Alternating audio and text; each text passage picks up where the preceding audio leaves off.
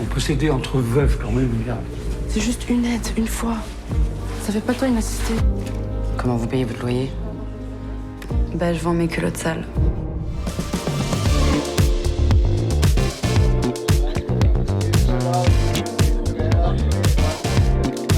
C'est Kika, c'est un film absolument incroyable de Alex Poukine, présenté au Festival du film francophone d'Angoulême. Quand je dis incroyable, c'est qu'on va pas pouvoir raconter complètement l'histoire, hein, Manon Clavel et Makita Samba, mais c'est un film. Qu'est-ce qu'on peut dire pour dire aux gens qu'est-ce que c'est que ce film? C'est un objet non identifié, quoi. Assez unique, oui, voilà, unique. Exactement. Peut-être, oui, un peu, oui, assez singulier, un peu ovni. Enfin, en tout cas, la structure du scénario est très particulière parce qu'en effet, on commence par ce qu'on pense regarder une comédie romantique, quoi, deux personnes qui se rencontrent, qui s'aiment, c'est très.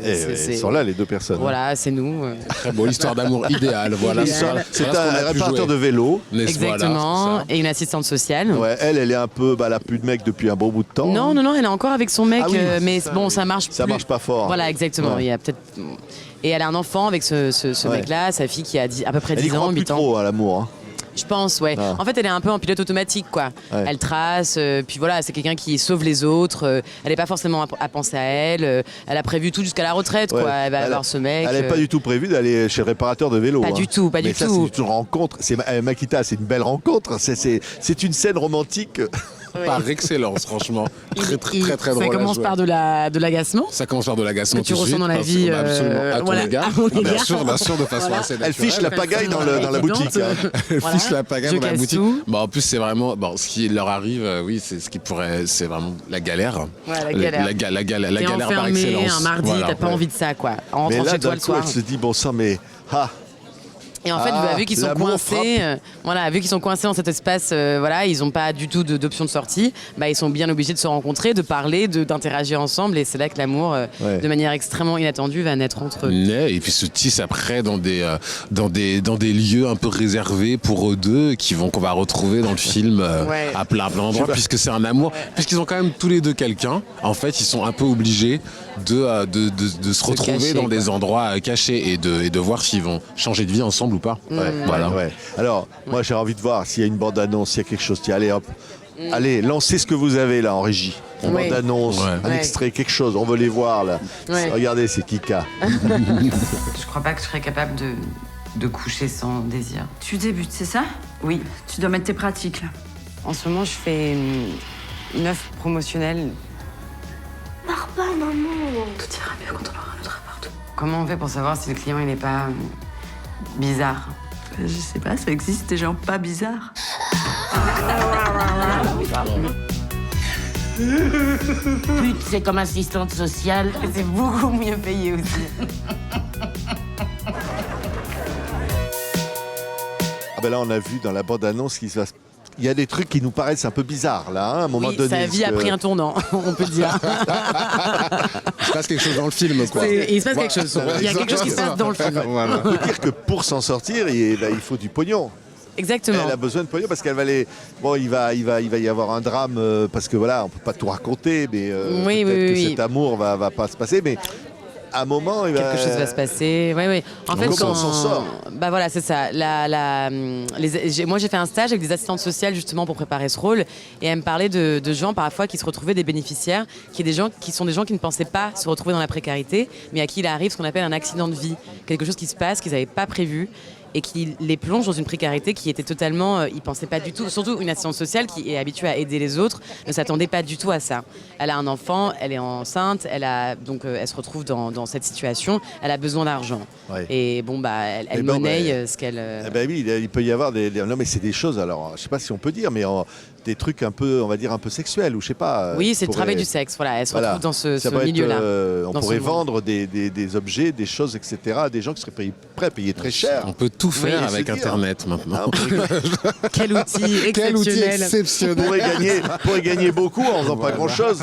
Imaginons qu'un type vous donne 200 balles juste pour vous lécher les pompes. C'est pas bien grave. Ce qui est arrivé, je crois que ça arrive souvent aux Tuileries ou des trucs comme ça. Oui, en tout cas, elle essaye de rentrer dans ce milieu-là.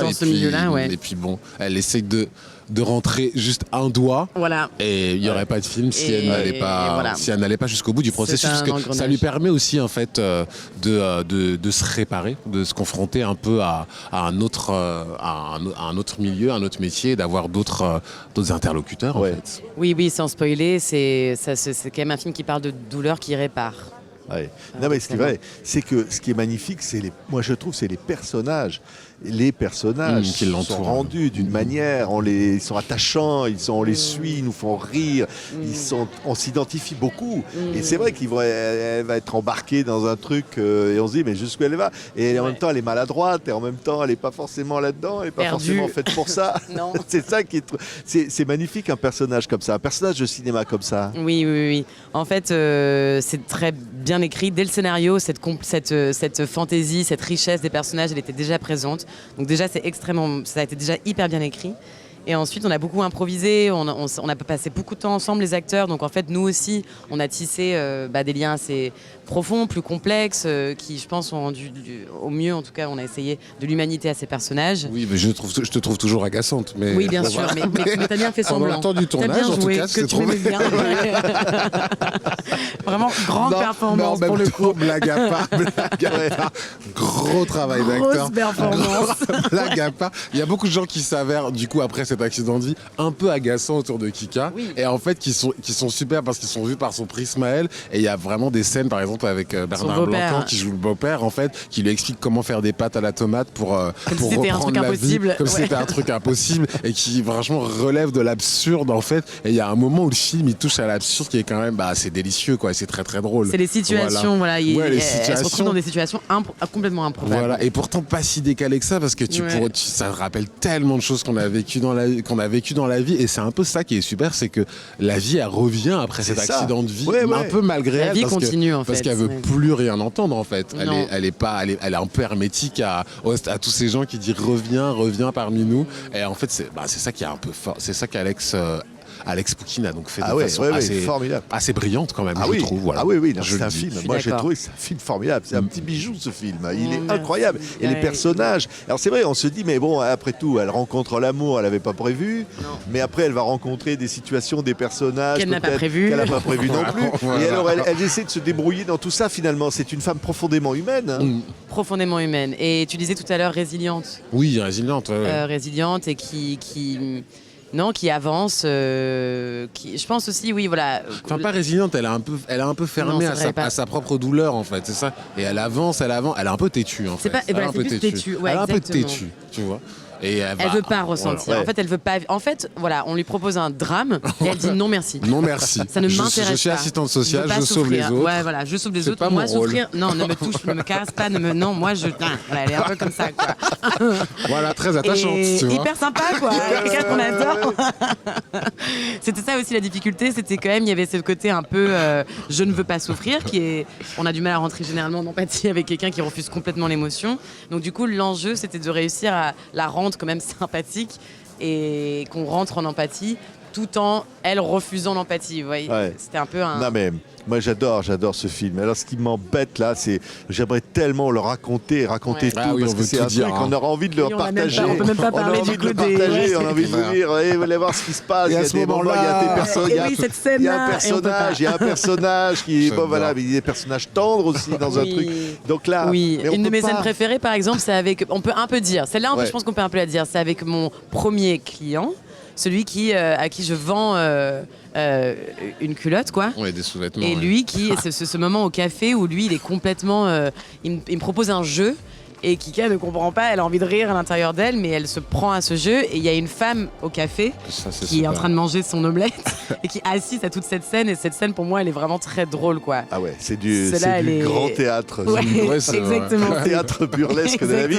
Mais puis c'est vrai que ces personnages, on peut juste dire qu'il y a des gens avec tous leurs problèmes, ils sont, voilà, on croise une galerie de personnages, d'hommes, avec tout ça, et qui sont au fond attachants parce qu'on se dit, ils ont des souffrances. Il y en a un qui est malade, il y en a un qui dit, moi, la souffrance, je veux la contrôler, et tout ça. Mais on peut pas en dire plus, quel dommage. C'est un peu dommage. Mais quel beau film. C'est vrai. Merci beaucoup. Allez voir Kika avec Manon Clavel, Makita Samba. Vous oublierez pas ce film. Ça, il n'y a pas des films comme ça, on n'en voit pas tous les jours. Super. Merci beaucoup. Merci à vous. Merci.